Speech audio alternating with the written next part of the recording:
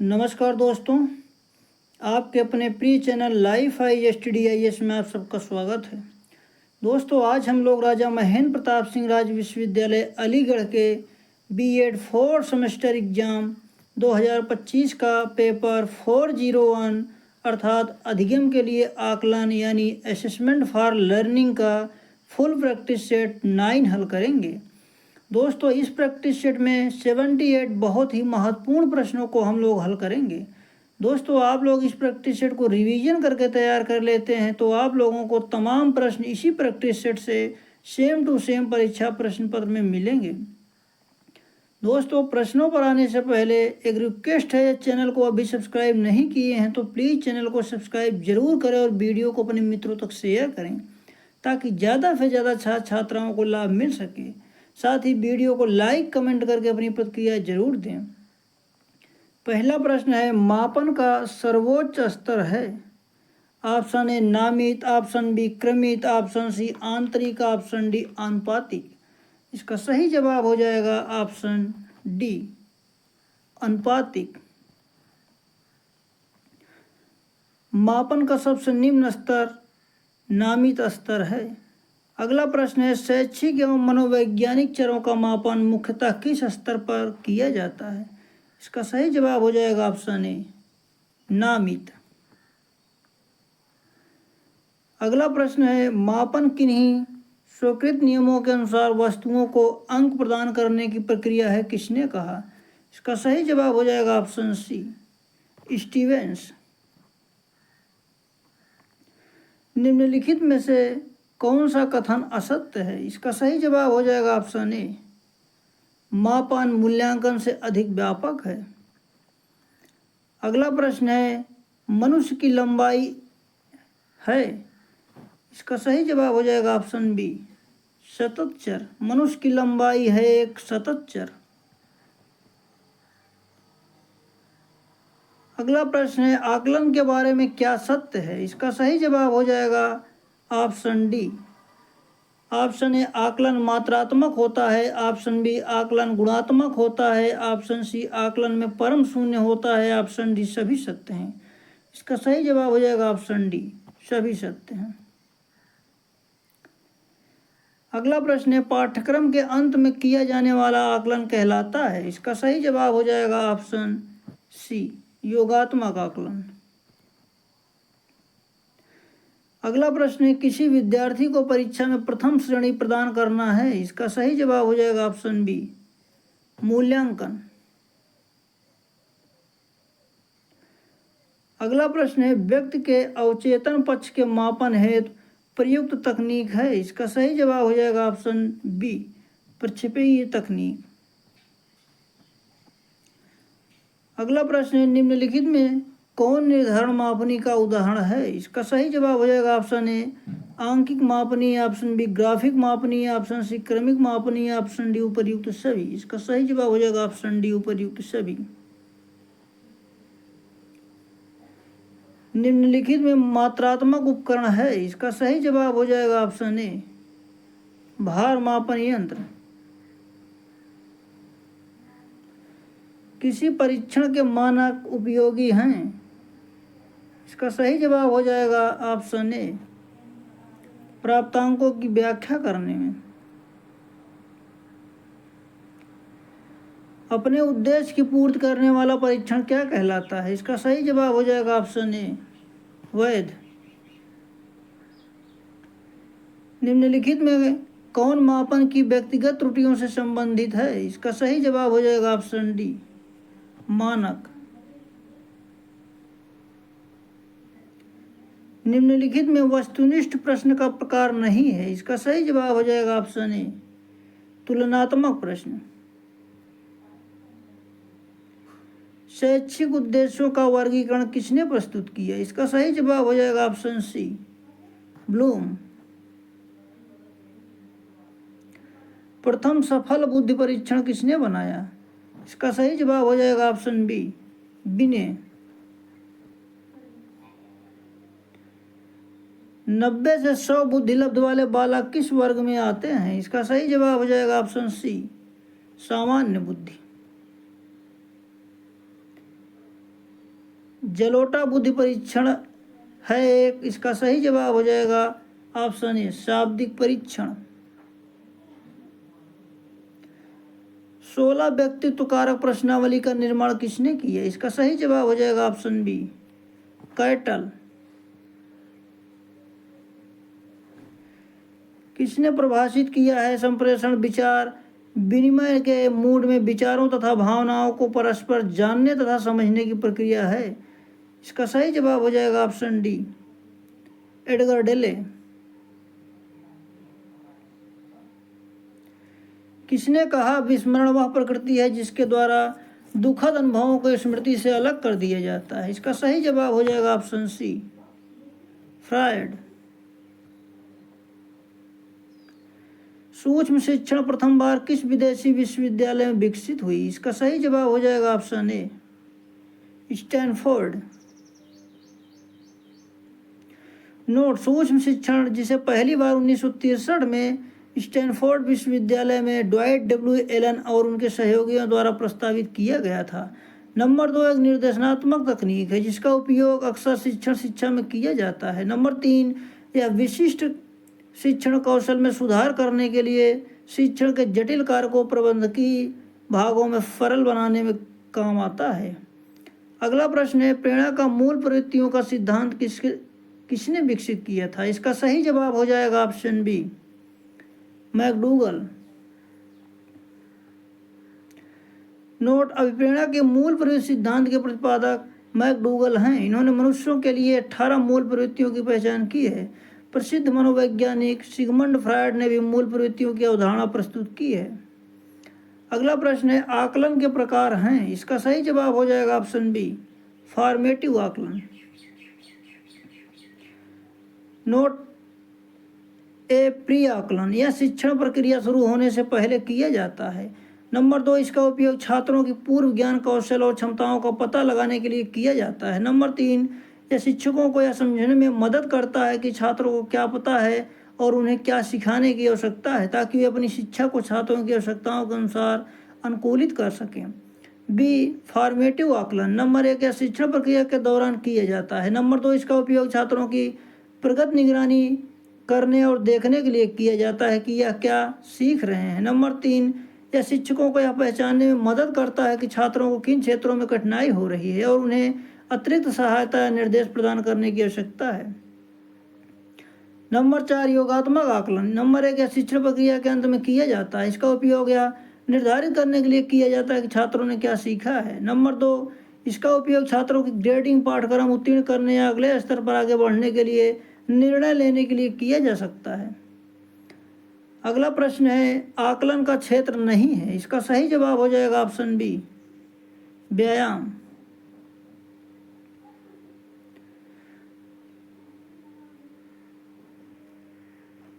अगला प्रश्न है आकलन की विशेषताएं हैं। इसका सही जवाब हो जाएगा ऑप्शन सी।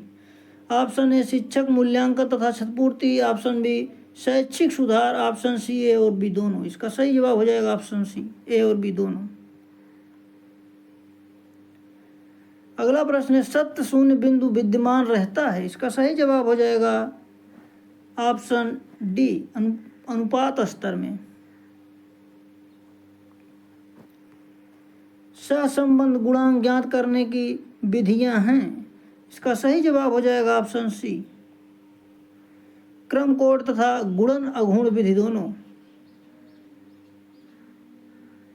अगला प्रश्न है सहसंबंध गुणांक ज्ञात करने की कोड अंतर विधि का संकेत चिन्ह है। इसका सही जवाब हो जाएगा option C RHO equal to P। मापन मूल रूप से है। इसका सही जवाब हो जाएगा ऑप्शन ए संख्यात्मक मूल्य। किसी पेपर में छात्र का अंक है। इसका सही जवाब हो जाएगा ऑप्शन सी मापन। क्लास में प्रथम स्थान प्राप्त करना मूल्यांकन है। अगला प्रश्न है अभिवृत्ति मापन के लिए किस पैमाने का उपयोग किया जाता है। इसका सही जवाब हो जाएगा ऑप्शन बी लिकर्ट स्केल। मूल्यांकन का अर्थ होता है। इसका सही जवाब हो जाएगा ऑप्शन ए परिणाम या प्रगति की जांच करना, छात्र की क्षमता का विश्लेषण करने के लिए मूल्यांकन किया जाता है। इसका सही जवाब हो जाएगा ऑप्शन डी, पूर्णता प्रकार के प्रश्नों से। मापन का प्रथम पद है, इसका सही जवाब हो जाएगा ऑप्शन डी, क्या मापन करना इसका निर्णय। सीखने की प्रक्रिया के मापन के लिए किस प्रकार के मूल्यांकन का उपयोग किया जाता है, इसका सही जवाब हो जाएगा ऑप्शन सी, रचनात्मक मूल्यांकन। मूल्यांकन का मुख्य उद्देश्य किस प्रक्रिया के बारे में निर्णय करना है, इसका सही जवाब हो जाएगा ऑप्शन सी, गुणवत्ता। मूल्यांकन का उद्देश्य क्या है, इसका सही जवाब हो जाएगा ऑप्शन डी, शिक्षा की गुणवत्ता के बारे में निर्णय लेने के लिए। किसका क्षेत्र सबसे सीमित है, इसका सही जवाब हो जाएगा ऑप्शन डी, परीक्षण।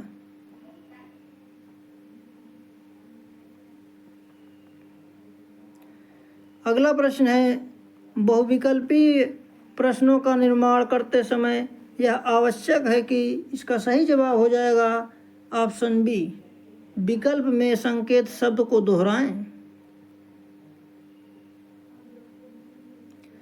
निम्नलिखित में से किस प्रश्न में अंकन की वस्तुनिष्ठता अधिक होती है, इसका सही जवाब हो जाएगा ऑप्शन बी, बहुविकल्पी प्रश्न। छात्रों में रटने की प्रवृत्ति को रोकने हेतु कैसे प्रश्न नहीं पूछने चाहिए, इसका सही जवाब हो जाएगा ऑप्शन ए, वस्तुनिष्ठ।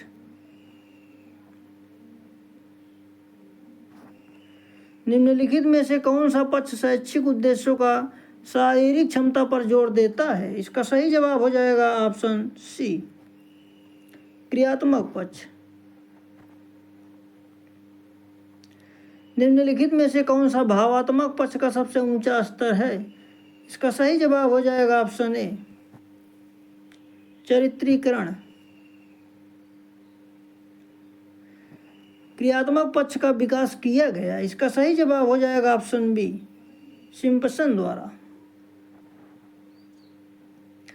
भावात्मक पक्ष का संबंध है, इसका सही जवाब हो जाएगा ऑप्शन बी, प्रशंसा से।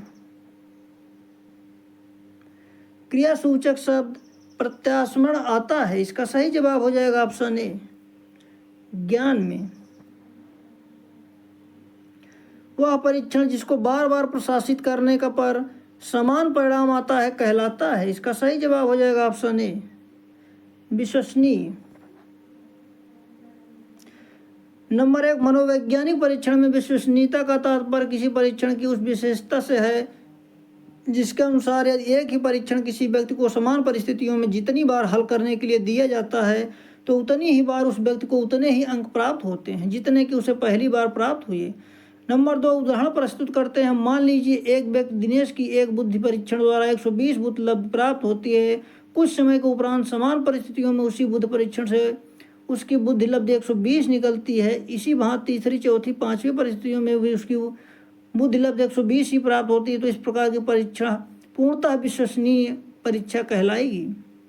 नंबर 3, जब किसी परीक्षा के बार बार अंकन करने पर कोई अंतर नहीं आता है तो परीक्षा कहलाती है विश्वसनीय।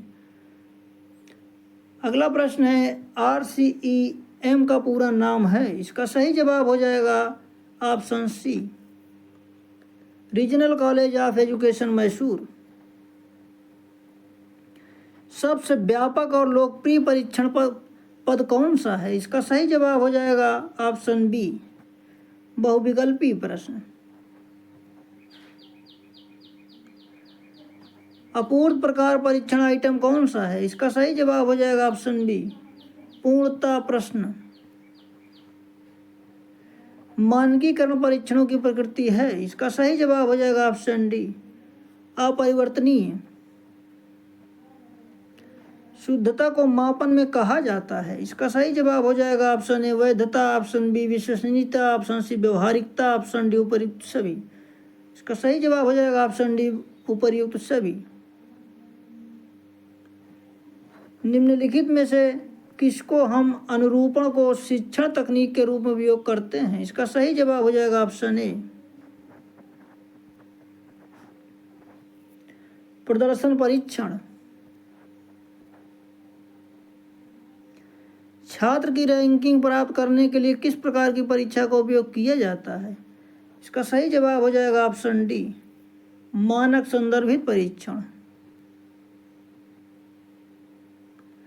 मानक संदर्भित मूल्यांकन बल देता है। इसका सही जवाब हो जाएगा ऑप्शन सी। ऑप्शन ए, छात्र के प्रदर्शन का विवरण। ऑप्शन बी, व्यक्तियों की पहचान। ऑप्शन सी, ए और बी दोनों। इसका सही जवाब हो जाएगा ऑप्शन सी, ए और बी दोनों। अगला प्रश्न है, निम्नलिखित में से कौन सा परीक्षण उद्देश्यों के आधार पर परीक्षण का प्रकार नहीं है? इसका सही जवाब हो जाएगा ऑप्शन सी, निबंध प्रकार का परीक्षण। निम्नलिखित में से कौन वैधता का प्रकार नहीं है? इसका सही जवाब हो जाएगा ऑप्शन बी, होयटबद्धता। उपलब्ध परीक्षण माला का आमतौर पर उपयोग किया जाता है। इसका सही जवाब हो जाएगा ऑप्शन बी, डिग्री स्तर पर। पासी का सृजनात्मक परीक्षण है। इसका सही जवाब हो जाएगा ऑप्शन सी, भारतीय स्थिति में निर्मित एवं मानकीकृत दोनों। प्रशंसकात्मक बोध परीक्षण की रचना किसके द्वारा की गई? इसका सही जवाब हो जाएगा ऑप्शन ए, मरे एवं मॉर्गन द्वारा। आईक्यू का सूत्र है। इसका सही जवाब हो जाएगा ऑप्शन बी, एम भागे सी ए गुणे 100। निम्नलिखित में से कौन सा प्रक्षेपी परीक्षण नहीं है? इसका सही जवाब हो जाएगा ऑप्शन सी, MMPI। सृजनात्मक व्यक्ति सामान्यता होता है। इसका सही जवाब हो जाएगा ऑप्शन सी, नवाचारित। थ्रस्टन ने कितने प्रकार की प्राथमिक मानसिक योग्यताओं का प्रतिपादन किया? इसका सही जवाब हो जाएगा ऑप्शन सी, 7। निम्नलिखित में कौन सा बुद्धि के मापन को ऋणात्मक रूप से प्रभावित करता है? इसका सही जवाब हो जाएगा ऑप्शन ए, अवसाद। ऑप्शन बी, पदार्थ का उपयोग। ऑप्शन सी, निद्रा विकार। ऑप्शन डी, उपरोक्त सभी। इसका सही जवाब हो जाएगा ऑप्शन डी, उपरोक्त सभी। किसी जनसंख्या का औसत आईक्यू मान है? इसका सही जवाब हो जाएगा ऑप्शन ए, सामान्यतः लगभग 100। भाटिया बैटरी बुद्ध परीक्षण में है। इसका सही जवाब हो जाएगा ऑप्शन बी, 5 उप परीक्षण। प्रतिभाशाली आते हैं। इसका सही जवाब हो जाएगा ऑप्शन डी, IQ 140 से ऊपर। अगला प्रश्न है, गुणन अधूर्ण विधि का प्रतिपादन किया गया है। इसका सही जवाब हो जाएगा ऑप्शन बी, कार्ल पियर्सन द्वारा। गुणन अधूर्ण विधि का प्रतिपादन किया गया है। ऑप्शन बी, कार्ल पियर्सन द्वारा। केंद्रवर्ती मान वह प्राप्तांक है। इसका सही जवाब हो जाएगा ऑप्शन बी, जिसके दोनों ओर विचलन समान होते हैं। अगला प्रश्न है, केंद्रीय प्रवृत्ति का माप है। इसका सही जवाब हो जाएगा ऑप्शन बी, मध्यमान। 2, 3, 5, 7, 10, 15 इन संख्याओं का मध्यमान है। इसका सही जवाब हो जाएगा ऑप्शन बी, 7। दोस्तों, मध्यमान निकालने के लिए समांतर माध्य इक्वल टू आंकड़ों का योग भागे आंकड़ों की संख्या। आंकड़ों का योग है 2, 3, 5, 7, 10, 15 सभी को जोड़कर भागे 6 कर देंगे। यम इक्वल टू जोड़ने पर 42 आ रहा है। 42 भागे 6 इक्वल टू 7, अर्थात 7 आएगा आंसर। संख्याओं 11, 15, 12, 10, 25, 23, 17 का माध्यांक है। इसका सही जवाब हो जाएगा ऑप्शन ए, 15, इसकी माध्यिका 15 होगी। माध्यिका कैसे निकालते हैं? आरोही क्रम में पहले व्यवस्थित कर लीजिए। आरोही का मतलब सबसे छोटी संख्या सबसे पहले रहेगी, इसको व्यवस्थित कर लिया गया 10, 11, 12, 15, 17, 23, 25 करके। फिर उसके बाद जब पदों की संख्या विषम हो तो माध्यांक इक्वल टू n प्लस 1 भागे 2वां पद। तो पदों की संख्या 7 प्लस 1 भागे 2, 8 भागे 2 इक्वल टू 4। चौथा पद क्या है? 15। 1, 2, 3, 4, चौथा पद क्या है? 15, इसलिए माध्यिका 15 हो जाएगी। इसलिए इसका ऑप्शन ए सही होगा। संख्याओं 11, 15, 12, 10, 25, 23, 17 का माध्यांक क्या होगा? Option A 15। अगला प्रश्न है, अव्यवस्थित आंकड़ों में वह प्राप्तांक जो सबसे अधिक बार घटित होता है उसे कहते हैं। इसका सही जवाब हो जाएगा ऑप्शन सी, बहुलक। संख्याओं 5, 6, 7, 5, 5, 8, 5, 8, 3, 5 का बहुलक है। इसका सही जवाब हो जाएगा ऑप्शन ए 5। दोस्तों, जो कई बार आती है जो संख्या उसी को बहुलक कहा जाता है। इसमें 5 सबसे अधिक बार है, 1, 2, 3, 4, 5, 5 बार आया, इसलिए इसको बहुलक माना जाएगा। वह मान जिसकी पुनरावृत्ति सबसे ज़्यादा बार होती है वो बहुलांक कहलाता है। 5 का सबसे अधिक 5 बार पुनरावृत्ति हुई है, अतः 5 उत्तर होगा। अगला प्रश्न है, प्रमाणिक विचलन को प्रदर्शित करते हैं। इसका सही जवाब हो जाएगा ऑप्शन ए, सिग्मा द्वारा। दोस्तों, इस प्रैक्टिस सेट में इतना ही। मिलते हैं अगले प्रैक्टिस सेट में, तब तक के लिए नमस्कार।